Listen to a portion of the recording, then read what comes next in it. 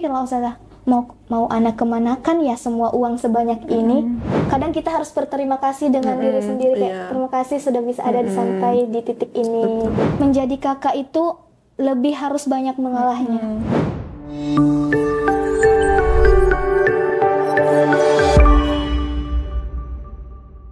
Assalamualaikum warahmatullahi wabarakatuh. Ahlan wa sahlan fi qanatina Maha Arabik takalam Arabiyah ka'annakal Arabi. Kembali lagi teman-teman di program Kisah Inspiratif Maha Arabik, menelusuri makna di balik setiap cerita. Nah, tentunya kali ini teman-teman kita kedatangan tamu spesial lagi nih. Beliau merupakan salah satu sosok di balik layar podcast-podcast sebelumnya yang teman-teman saksikan. Nah, kali ini kita melihat beliau di depan layar nih, yaitu Ustadzah Lita. Nah, seperti apa kisah inspiratif yang akan beliau sampaikan? Kita bisa dengar, kita bisa sharing bareng terkait perjuangan beliau atau kisah-kisah beliau yang sangat menginspirasi tentunya. Teman-teman stay tune terus, tapi sebelumnya jangan lupa like, komen, dan subscribe, dan jangan lupa klik lonceng di bawah supaya teman-teman tidak ketinggalan notif dari Maha Arabic Center. Oke, Assalamualaikum Ustazah. Waalaikumsalam Ustazah. Insyaallah, terima kasih sudah datang di podcast di Kiswah, program Kiswah ya namanya. Gimana Ustazah, perjalanannya aman? Alhamdulillah aman, tapi sedikit macet di depan. Oh, macet di depan ya. Jauh banget soalnya Ustazah ya? Iya, jauh banget. Oke, Masya Allah. Oke, betul ada yang berbeda nih kelihatannya. Nggak usah dibahas. Gitu, oke. Gimana Ustazah perasaannya yang biasanya di balik layar sekarang ada di depan layar? Agak deg-degan ya Ustazah. Soalnya kan ini kan di depan layar ya, biasanya kan di belakang gitu. Oke, gimana nih Ustazah sekarang kabarnya sehat? Terus kesibukannya apa kalau boleh tahu? Alhamdulillah sehat. Kesibukannya ya begitulah di belakang layar Ustazah ya, ngedit, ngevideoin orang gitu Ustazah. Masya Allah, Masya Allah. Berarti emang ada basic sebelumnya atau? Kalau dibilang basic, bukan yang basic-basic banget ya Ustazah, cuman kayak sekedar hobi, menikmati hobi gitu kan Ustazah. Kalau dibilang editing gitu. Betul, hobi jadi cuan gitu ya. Insya Allah, amin. Terus kalau di medianya di bagian apanya? Alhamdulillah diamanahkan di bagian desain grafis Ustazah. Desain, berarti yang desain-desain itu Ustazah ya? Kayak desain postingan di IG, poster-poster gitu Ustazah. Tapi Ustazah kan emang suka gitu sama dunia perdesainan, sama dunia permediaan ini, atau emang dipaksa untuk suka gitu? Kalau dibilang suka, sesuka itu Ustazah. Oke. Karena apa? Suka dengan yang berwarna, yang bergambar, sebagai mengekspresikan diri anak tuh bisa anak ekspresikan lewat desain Ustazah. Oke. Dan nggak semua orang loh kayak gitu. Iya. Oke. Berarti emang suka ya gitu. Iya, suka Ustazah. Karena kan ada tuh orang yang dia itu terpaksa gitu. Karena jadi kebutuhan mungkin. Gitu. Terus di pengabdian di bidang media ada nggak momen yang super hektik gitu? Saya mungkin pertama kali atau yang sedikit gimana gitu, ribu dikali-kunyah kayak gitu Ustazah. Dari awal masuk sini Ustazah. Mungkin karena penyesuaian lingkungan ya Ustazah. Kayak ketemu sama koordinatornya mungkin Ihwan. Sebelumnya kan setahun mungkin mondok jarang ketemu Ihwan, tiba-tiba koordinatornya Ihwan, jadi kayak agak sulit untuk menyesuaikan Ustazah. Gitu. Dan juga mungkin karena aplikasi editingnya yang kurang anak kenal ya Ustazah, jadi penyesuaiannya di situ aja Ustazah. Oke. Nah, kira-kira tantangan terbesar menurut Ustazah itu apa? Tantangan terbesarnya itu kalau dibilang benang merahnya ya Ustazah, antara Al-Quran dengan media. Kalau dibilang media kan beda jauh banget ya, kayak media itu bagian digital, informasi, sedangkan Al-Quran itu kayak kita lebih menghayati. Iya, itu. Tapi benang merahnya itu Ustazah, sama-sama bisa menyampaikan pesan. Maksudnya Allah menyampaikan pesannya melalui Al-Quran untuk umatnya, sedangkan mungkin Ana yang ngedit bisa menyampaikan apa yang ingin Ana sampaikan lewat gambar, lewat video gitu Ustazah. Quotes of the day gitu ya. Bisa dicatat nih bisa dibuat story WA nanti. Iya, betul sekali. Oke. Terus saja dengar-dengar pernah kuliah gitu ya. Alhamdulillah pernah Ustazah. Terus kenapa gitu? Maksudnya kenapa memilih untuk orang makan mondok dulu nih, baru kuliah. Tapi antum berbeda nih. Mohon maaf banget. Kenapa kok kuliah dulu baru mondok gitu? Mungkin perjalanan awalnya bisa diceritakan sehingga bisa menginspirasi dunia gitu. Bingung juga ya sama kehidupan sendiri ya Ustazah, kayak kebalik gitu ya Ustazah. Mungkin karena berhubung lingkungan anak kan kayak tinggal di desa, di kampung gitu ya Ustazah. Lingkungan agamaisnya atau Al-Qur'annya itu masih kurang Ustazah. Jadi di sana pondok-pondok kurang. Jadi kalau kita mau mondok agak jauh Ustazah. Emang di mana sih? Di Makassar Ustazah. Iya. Terus? Bukan pelosok juga, bukan kota juga. Nah, waktu kemarin SMA tuh sempat ada minat untuk mondok ya Ustazah. Udah izin sama orang tua, tapi mungkin bukannya orang tua nggak ini izinin, tapi karena ada kekhawatiran tersendiri mungkin dari orang tua ya Ustazah. Jadi Ana ikutin aja alur dari keinginan orang tua gitu, tapi bukan terpaksa ya Ustazah. Jadi kuliah lah Ustazah, kuliah itu ambil jurusan teknik kimia. Teknik kimia kalau dibilang CO2, karbon dioksida. Oke, terus? Kalau dibilang dari teknik kimia ke Al-Qur'an nyambungnya di mana ya Ustazah? Iya. Sama sekali di situ waktu kuliah alhamdulillah udah berpakaian syar'i, tapi mungkin belum memenuhi standar-standar yang lain kayak menjaga batasan dengan ikhwan, kayak berinteraksi dengan ikhwan, teman-teman luar, maksudnya secara umum lah Ustazah ya, orang-orang di luar tuh. Terus kerjalah Ustazah, kerja di Sulawesi Tengah itu tambang nikel Ustazah. Tambang nikel ya, sempat kerja. Masuk lah ya berarti ya jurusannya. Masuklah jurusannya karena memang itu salah satu keinginan Ana setelah kuliah dari sini, pengen banget masuk tambang Ustazah. Ya. Karena sebelumnya SBMPTN daftar tambang nggak lulus Ustazah. Jadi kuliahlah kimia, setelah lulus daftarlah pekerjaan Ustazah. Anak kimia bro. Oke, keren terus kerja di tambang bagian laboratorium kurang lebih hampir 2 tahun Ustazah. Oke. Di situ kayak apa ya namanya juga pertama kali kerja ya Ustazah, jadi menikmati dibilang duit ya Ustazah. Siap.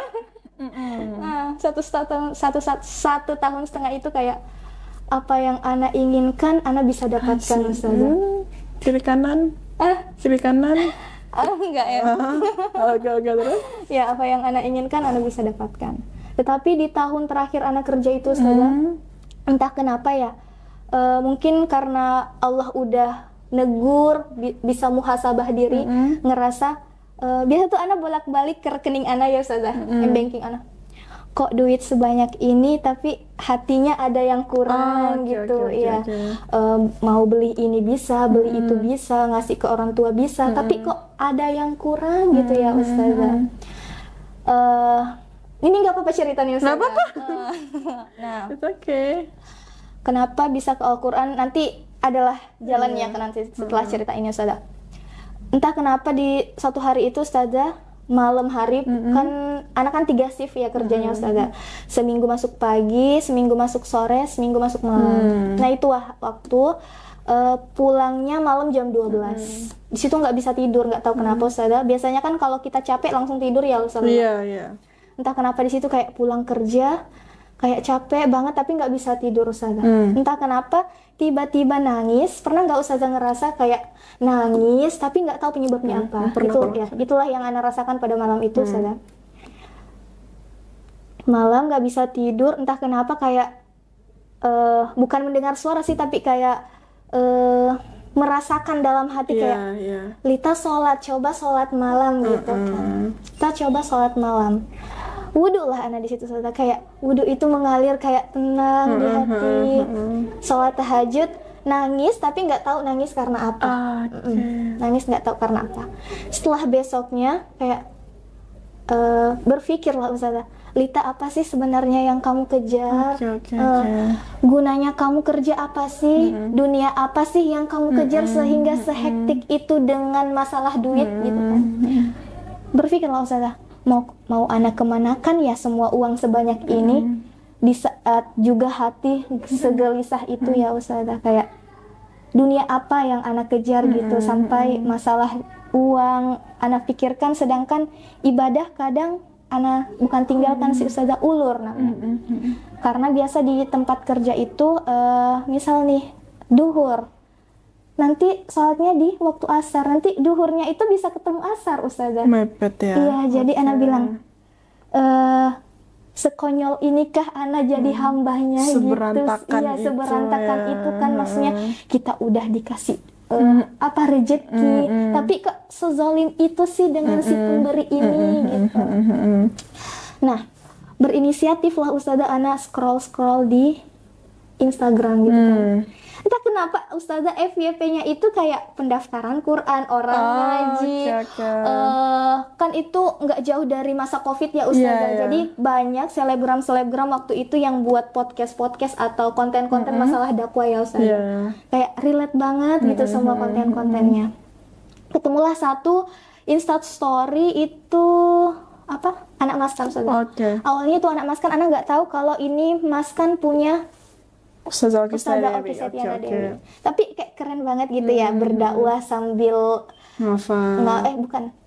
kayak berdakwah tapi masih di dunia digital gitu. Apa sih gitu ustazah bahasanya. Nah, berinisiatif lah, ana chat lah ustazah itu, terus kirimin linknya Mas Kanul Hufaz pendaftarannya. Daftarlah anak ustazah. Setelah ana baca-baca persyaratannya, minimal 2 juz. Kalian persyaratan 2 juz ya? Iya, minimal 2 juz. Oh, kalau ana sih enggak ada. Alhamdulillahnya, cuma berprestasi waktu itu. Iya, ada pilihan sih ustazah. Jadi yang dikejar waktu angkatan ana itu memang yang berprestasinya, karena kan mau digembleng di bagian dakwahnya. Oke, terus? Mungkin itu persyaratan umum ya ustazah. Minimal 2 juz. Di situ udah overthinking dulu ustazah. Sementara anak ini basic Al-Quran paling cuma ngaji di TK TPA dulu ustazah. Terakhir ngaji mungkin waktu SMP. Terakhir ngaji di kampung tuh waktu SMP. Selanjutnya ya ngaji kesadaran diri sendiri ya ustazah. Bisa dibilang tahsin masih berantakan. Hafalan mungkin cuman hafalan surah-surah pendek yang bagian belakang itu. Kalau dipikir nggak mungkin keterima ya ustazah. Tapi ustazah Maskannya itu kayak ya udah kak, ayo daftar gitu. Kita nggak tahu rezeki di Maskan itu nggak diterima dari berkas apa yang dimasukkan, tapi tergantung rezeki. Positif lah itu ustazah. Setiap habis subuh itu kan ada lapangan bola ya di situ ustazah, di tempat kerja. Jadi setiap habis subuh itu berusaha untuk menghafal Al-Quran. Nah, nah sementara lucunya ustazah, tahsin ana masih berantakan, belum bisa membedakan huruf ha, kho, masih ngafal aja ustazah. Tabrak aja lah. Tabrak lah. Hafal di situ belum full hafal juz 30. Udah pengumpulan berkas nih. Kumpul berkas, masukkan berkas dengan modal niat bismillah gitu kan. Lolos Iya. Tapi sangat berharap ya ustazah, karena pengen banget keluar dari lingkungan kerja ini. Daftar, pengumuman pertama itu nggak lolos. Ternyata ada salah sistem dari maskannya. Di situ udah ya Allah nggak lulus gitu, mau kemana setelah ini, apakah lanjut kerja atau kemana. Nah, malam jam 12 lagi esoknya ada pengumuman ustazah. Di situ posisinya ana lagi nunggu bus untuk berangkat kerja. Scrolling lah nyari nama Zoom, nama ana ada ustazah. Pas di tempat nunggu bus itu ana nangis sampai orang-orang di situ. Kenapa? Iya, kenapa? Apalagi di situ banyak ikhwan ya ustazah, banyak orang Cina. Itu kayak jadi tontonan karena nangis ya ustazah, sesenang itu dapat lulus di Maskan Hufaz. Akhirnya ikut tes berkas, lulus alhamdulillah. Masih ada nih ustazah, tantangan selanjutnya itu tes wawancara. Ana berpikir lagi, gimana ya tes wawancara nanti di tes ngaji ini tahsin aja berantakan ya ustazah. Nah, setelah itu namanya ustazah, bisa sebut nama ustazah? Ya, namanya itu waktu ustazah Helma. Yang wawancarai. Diwawancarai lah ustazah. Kan ana orangnya dikit-dikit nangis ya ustazah. Bayangin ustazah, sementara wawancara ana curhat di ustazah Helma nangis gitu. Mungkin karena apa ya, dari kisah yang Ana ceritakan tadi, Ana ceritakan juga di Ustazah Hilma, kalau kepengen banget gitu ngafal Quran gitu. Di situ belum tahu kalau kita ngafal Quran nanti bisa apa sih namanya, sudah bisa memberikan mahkota nanti kepada kedua orang tua ya. Belum paham soal itu. Intinya pengen aja kenal dengan Al-Quran, lebih dekat dengan Al-Quran. Setelah itu beberapa hari ada pengumuman lagi, alhamdulillah lolos Ustazah. Dan dengan kebingungan sebelumnya kok bisa lolos gitu. Kembali lagi dengan orang tua Ana bilang, namanya juga rezeki, kita nggak tahu rezeki itu datang dari mana. Mungkin karena Allah ingin melihat Ana lebih baik dari sebelumnya, jadi mungkin Allah ingin menitipkan Ana di tempat yang terbaik. Betul. Masya Allah, keren banget ceritanya. Iya, keren. Iya sih, benar. Kalau emang sebenarnya itulah ya, segala sesuatu yang tertakar tidak akan tertukar gitu. Benar. Tapi saya kan tentunya nih di posisi sudah sekarang, apalagi sudah kuliah, semondok lagi di umur yang sekarang, pasti ngelihat nih progres, banyak udah ngeliat lah progres orang. Ada nggak sih Ustazah tuh kayak satu waktu gitu terbesit, kok aku gini ya? Kok orang gitu ya gitu? Kok Allah ngasih aku tuh hidup tuh gini ya kayak gitu? Kok proses aku gini ya? Pernah nggak kayak gitu? Terus kalau pernah itu gimana gitu? Pastinya kalau iri dengan pencapaian orang itu pasti ada ya Ustazah. Tapi kembali lagi Ustazah, terkadang teman Ana tuh ngomen story Ana kayak, iri banget sih, pengen ada di posisi itu. Di situ Ana berpikir Ustazah, dengan kekurangan ini, dengan diri kita ini ternyata masih banyak kekurangan rasa syukur yang ada di dalam diri kita, sehingga kita terlalu terfokus dengan hidup seseorang sehingga kita lupa dengan diri kita sendiri. Betul sekali, betul. Kadang kita harus berterima kasih dengan diri sendiri, kayak terima kasih sudah bisa ada sampai di titik ini gitu. Tapi pasti ada lah ya. Pasti ada. Ya. Manusiawi. Iya, betul sih sekali. Tapi lagi-lagi kita syukuri saja. Lagi-lagi kita syukuri berada di lingkungan seperti ini. Banyak orang yang pengen berada di posisi kita tapi mungkin belum bisa, belum mampu. Misalnya kan juga selain di belakang layar kan ada aktif di konten kan, mulai aktif. Alhamdulillah. Iya. Nah terus ada nggak sih hal yang yang buat Ustazah tuh, kan ada tantangannya nih. Ada nggak sih hal apa yang buat Ustazah tuh kok bisa bertahan sampai sekarang? Yang betah banget, yang membuat Ustazah tuh secinta itu sama dunia media itu apa? Lebih menghargai apa yang ada di diri Ana Ustazah. Terkadang memang kayak pengen berada di posisi orang lain. Iya. Tetapi ya udah, nikmati sekarang apa yang kamu bisa, Lita, nikmati, kembangkan. Jangan berusaha jadi orang lain, tapi tunjukkan bahwa kamu bisa dan kamu berada di posisi itu. Contohnya kayak ada di dunia digital. Ya udah, kembangkan dunia digital itu, manfaatkan dengan sepositif-positifnya. Betul. Karena kalau emang kita pun nggak memanfaatkan ya kita bakalan kalah. Betul sekali, masya Allah. Oke, maksud. Tapi Ustazah kalau boleh tahu, Ustazah ini kedenger-dengar anak pertama ya? Alhamdulillah anak pertama Ustazah. Anak pertama dari 5 bersaudara. Pantes, kelihatan sangat kuat sekali ya pundaknya. Berarti sering dengar lagu ini ya, Nina Bobo. Tumbuh lebih baik. Kan ini saudara, ada dengernya nih. Pasti tahu ya lagu-lagu seorang kakak yang mengharapkan adiknya menjadi lebih. Tapi bagaimana Ustazah menjadi anak pertama perempuan?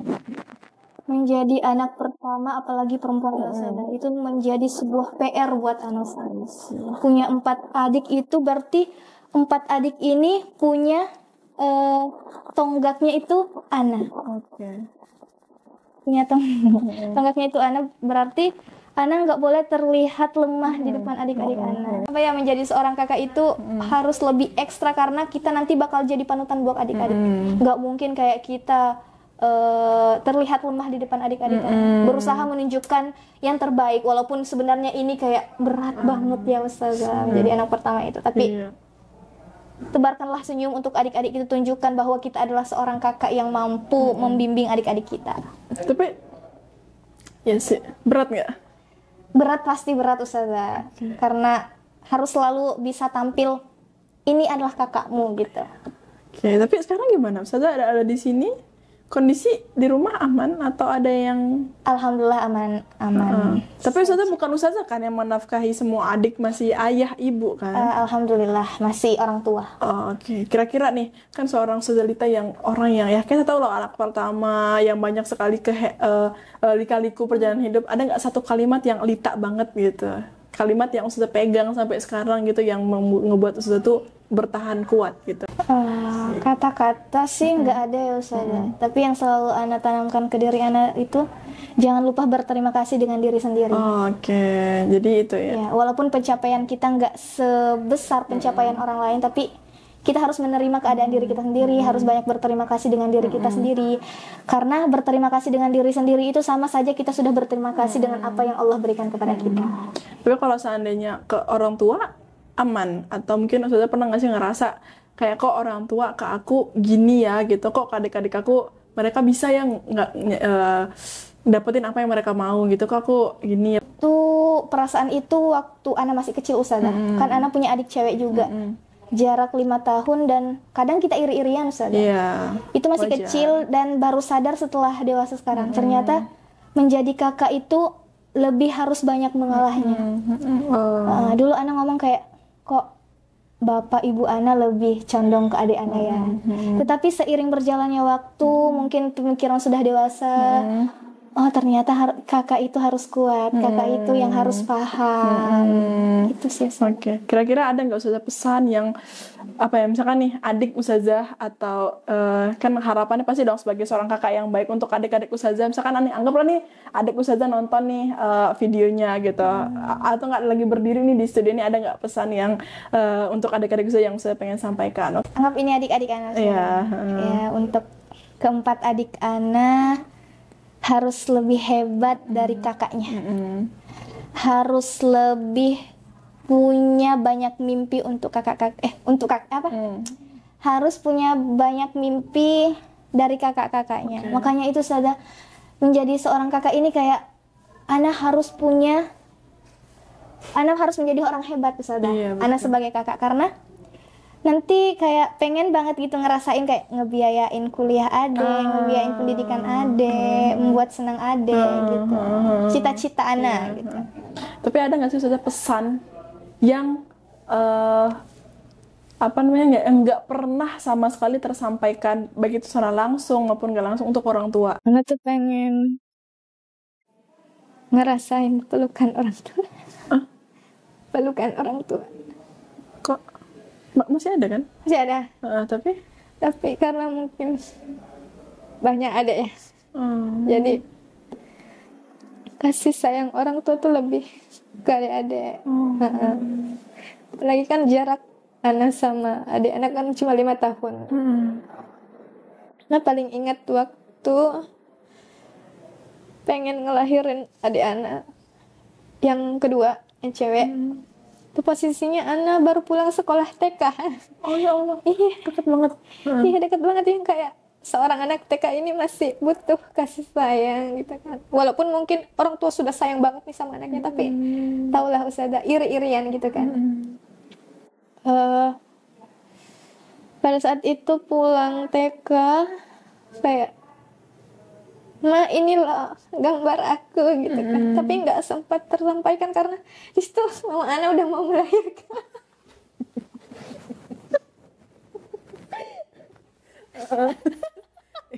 Lagian Ini sedih sebenarnya. Nggak, lagian dia juga, gue juga jadi malu kan. Masalahnya ini tuh iya kayak sih. pencapaian Ana gitu. Ana udah menggambar, melukis, udah excited nih, nanti Ana bakal kasih lihat ke mama Ana, inilah Lita. Pulang-pulang Lita panggilin duku lahir, panggilin bidan gitu. Simpel pesannya apa? Ingin lebih didengarkan aja sih Ustazah.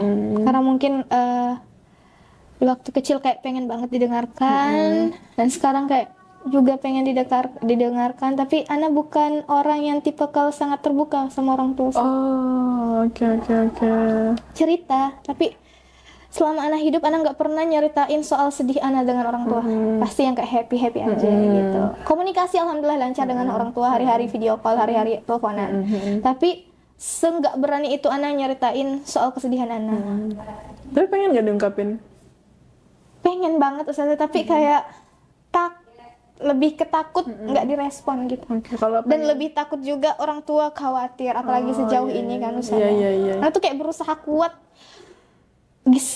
harus selalu merasa kuat di depan orang tua, kayak Lita ini nggak punya beban, Lita ini happy, Lita ini udah berhasil menjadi dirinya sendiri. Tetapi selemah itu sebenarnya Ustazah.